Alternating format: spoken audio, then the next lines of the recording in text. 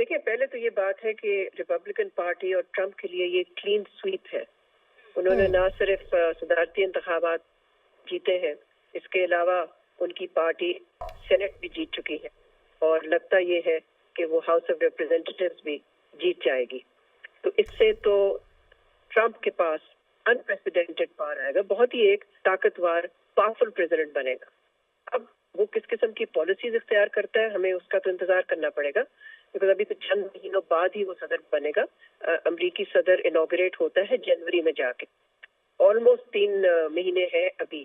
ان 3 مہینوں میں دیکھتے ہیں کہ ان کی کیا پرائرٹیز وہ لے آؤٹ کرتے ہیں. لیکن جہاں تک دنیا کا تعلق ہے، ظاہر ہے دنیا میں خدشات بھی پیدا ہو چکے ہیں اور پائے جاتے ہیں، اس لیے کہ خدشات اس حوالے سے کہ یہ ایک بہت ہی انپریڈکٹیبل لیڈر ہے. یہ ایک بہت ہی امپلسو لیڈر ہے.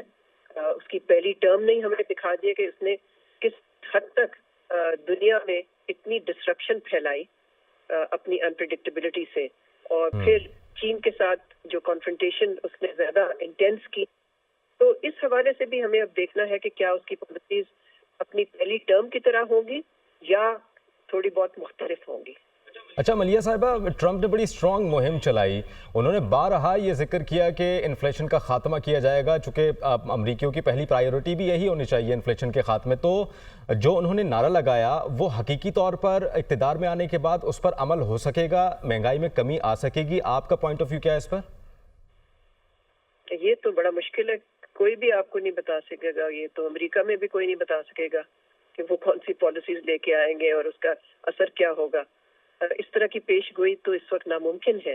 لیکن یہ ضرور ہے کہ انہوں نے جس پلیٹ فارم پہ وہ لگتا ہے الیکشن جیتے ہیں وہ اینٹی امیگریشن پلیٹ فارم تھا. انفلیشن، اکنامک سچویشن کی بھی انہوں نے بات ضرور کی، مگر زیادہ زور انہوں نے اپنی اینٹی امیگریشن اسٹینڈ کو دی اور اینٹی امیگریشن پوزیشن کو جو سامنے لے کے آئے.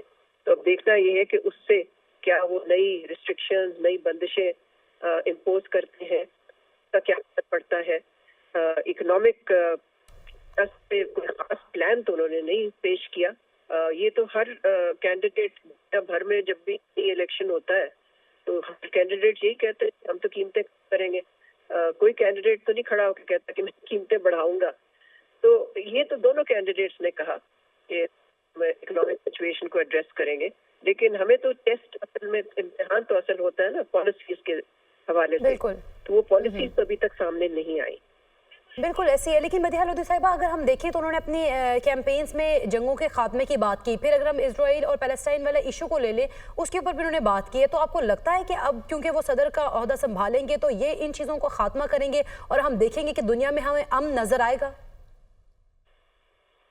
اب ٹرمپ کے آنے سے یہ سوچنا کہ امن ایک دم سے آ جائے گا، یہ تو میرا خیال ہے بہت ہی درست بات نہیں ہے. الیکشن کیمپین میں جیسے میں نے پہلے بھی عرض کیا، کینڈیڈیٹس قسم کی چیز کہتے ہیں، اور میرا خیال یہ ہے کہ ان کی ترجیح ہاتھ میں یوکرین کی جنگ بند کرانا شاید زیادہ امپورٹنٹ ہوگا ان کے لیے. جہاں تک مڈل ایسٹ کا تعلق ہے، ان کے بہت ہی قریبی تعلقات ہیں نیتن یاہو کے ساتھ.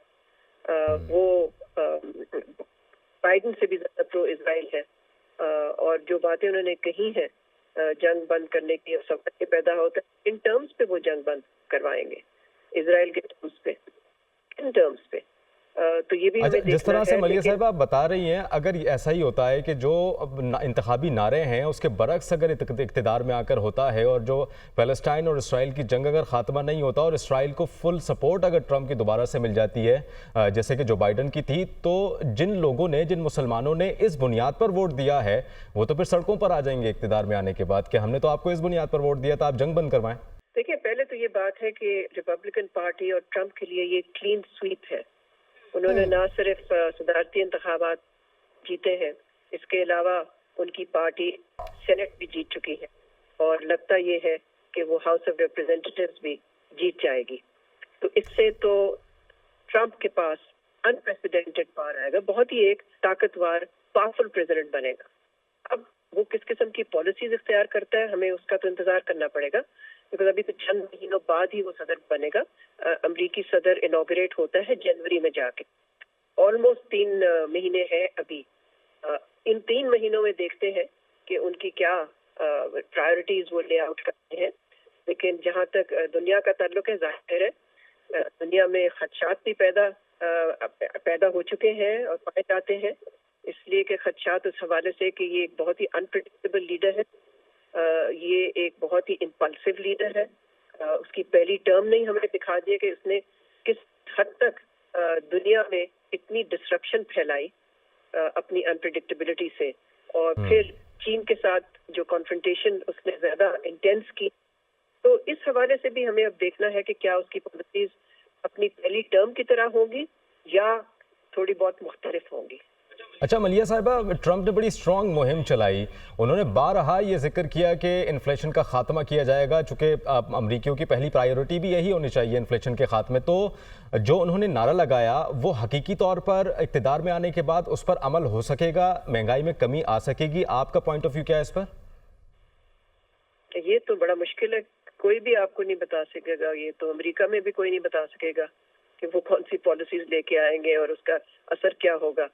इस तरह की पेश गोई तो इस वक्त नामुमकिन है।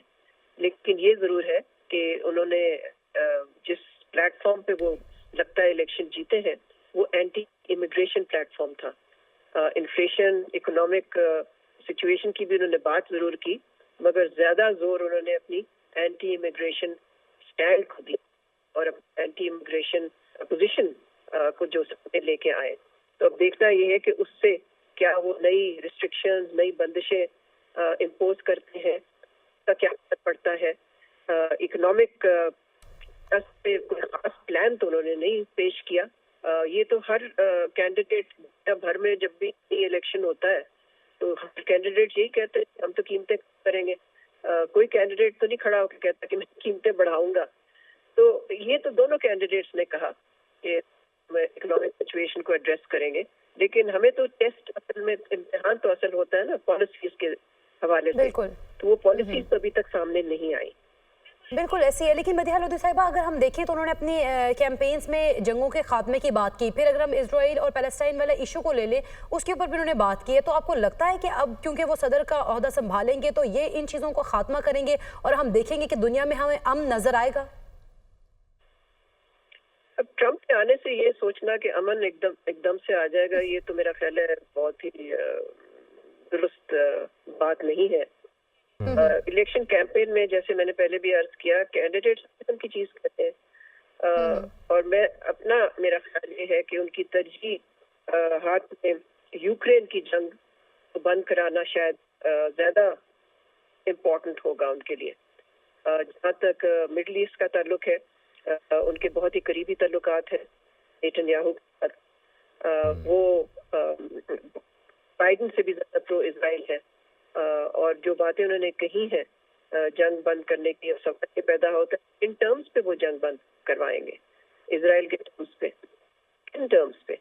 तो ये भी अच्छा, जिस तरह से मलिया साहब आप बता रही हैं, अगर ऐसा ही होता है कि जो इंतखाबी नारे हैं उसके बरक्स अगर इक़्तिदार में आकर होता है और जो पैलेस्टाइन और इसराइल की जंग अगर खात्मा नहीं होता और इसराइल को फुल सपोर्ट अगर ट्रंप की दोबारा से मिल जाती है जैसे कि जो बाइडन की थी, तो जिन लोगों ने, जिन मुसलमानों ने इस बुनियाद पर वोट दिया है वो तो फिर सड़कों पर आ जाएंगे इक़्तिदार में आने के बाद कि हमने तो आपको इस बुनियाद पर वोट दिया था, आप जंग बंद करवाएं।